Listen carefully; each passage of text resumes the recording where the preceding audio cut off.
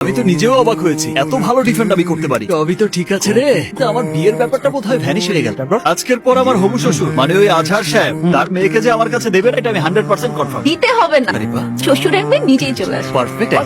Madam, শ্বশুর মশাই কি আপনাকে পাঠিয়েছে আমাকে ওয়ার্নিং দেওয়ার জন্য? না, আমি এসেছি তোমাকে উইশ করার জন্য। বাবার মতো লয়ারের এগেইনস্টে যে তুমি শুভ্রার জন্য যেভাবে ফাইট করেছো, আমি বেস্ট। এই নবাবটাকে তো আমি এতদিন খুঁজেছি, আমি তোমার সাকসেস দেখেছি। সাকসেস আমাকে হতেই হবে। এই নবাব হবে অন্যায়ের জন্য। আমি হেরে গেলে ওই মেয়েটার কোনোদিন মাইক্রোফোন হাতে দাঁড়াতে পারবে না। আমি হেরে গেলে এদেশের মেয়েরা কোনোদিন প্রতিভা করার সাহস পাবে না। আমি কি তোমাকে একটা করতে পারি?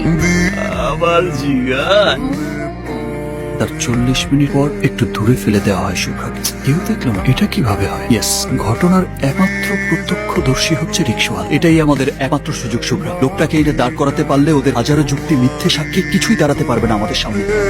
মনে করার চেষ্টা কর। আপু, একটু চেষ্টা করে দেখ, মনে পড়ে যাবে। লোকটা বেটেছি।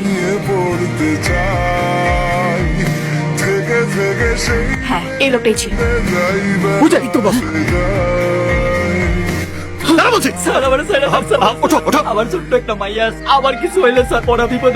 তোমার কোনো ভয় নেই, তুমি শুধু আদালতে গিয়ে সত্যটা বলবে। যত কথা কইলে স্যার আমার মাইরা ফালাইতো স্যার। কিন্তু আজ যদি তোমার কারণে ওই জানোয়ারগুলো ছাড়া পেয়ে যায়, তাহলে তো কালোরা অন্য মেয়েদের রেপ করার সাহস পেয়ে যাবে। ওরা বিশ্বাস করবে এদেশে ধর্ষণের কোনো সাজা হয় না। জোবরা, আপনি সুস্থ আছেন তো? আমার জানা মতো আপনার কন্টেন্ট জাদুতে সবাই মাতোয়া। আপনার প্ল্যান করা প্রতিটি প্রোগ্রাম দারুণই। তো এই গ্যাং রেপের যে প্ল্যান, সেটা কবে করেছেন, কেন করেছেন বলুন। আপনি শুধুমাত্র টাকার জন্য এই সমস্ত কিছু সাজিয়ে সব মিথ্যে বলছেন আপনি। সরি। তার বিরুদ্ধে অভিযোগ আপনি আপনার অফিসের এমপ্লয়িকে জোর করে গাড়িতে তুলে আপনার বন্ধুদেরকে নিয়ে গ্যাং রেপ করেছেন। সম্পূর্ণ মিথ্যে এবং বানোয়াট। আপনি আমার অফিসের স্টাফদেরকে তো জিজ্ঞাসা করতে পারেন আমার অ্যাজ এ বস আমার বিহেভটা কেমন। একটা মেয়ে কাজ শেষ করে রাতে বাড়ি ফেরা মানে হচ্ছে তার চরিত্র খারাপ। আর এটাই আমার বিজ্ঞ প্রতিপক্ষ প্রমাণ করার চেষ্টা করছে।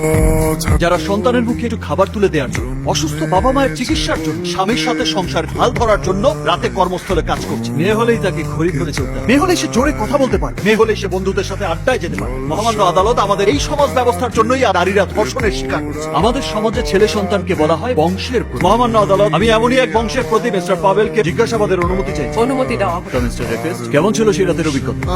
আমি রেপিস্ট? কম বলে ফেলেছি? এর চেয়েও খারাপ ভাবেন নিজেকে? দেখুন, সত্যি কথা বলতে কি, আমি মেয়ে মানুষ দেখলে খুব ভয় পাই। এসব কারণে 40 বছর বয়সে এসেও আমি ইন্টারেস্টিং। তাহলে ভয়কে জয় করলেন কিভাবে? মানে ওনাকে নিয়ে আমাদের গর্ব করা উচিত। ইউর অনার, 40 বছর বয়সে এসে উনি ওনার জেনোফোবিয়া দারুণ ভাবে জয় করতে পেরেছেন। এই দেখুন তার প্রমাণ। মিস্টার পাভেল, আপনি আসতে পারেন। ছোটবেলায় শুনেছিলাম অলস ব্যক্তিদের যখন কোনো কাজ থাকে না তখন তারা আষাঢ়ে গল্প শোনায়। আমার প্রতিপক্ষ আইনজীবী শোনাচ্ছেন মামলার মূল সাক্ষী রিকশাওয়ালা সেলিমকে উপস্থিত না করে উনি খামাখা সময় নষ্ট করেন। মহামান্য আদালত, আমার সাক্ষীকে খুঁজে পাওয়া যাচ্ছে না। আমার মনে হয় প্রতিপক্ষ টাকা দিয়ে ওকে গায়ে করে দিয়েছে।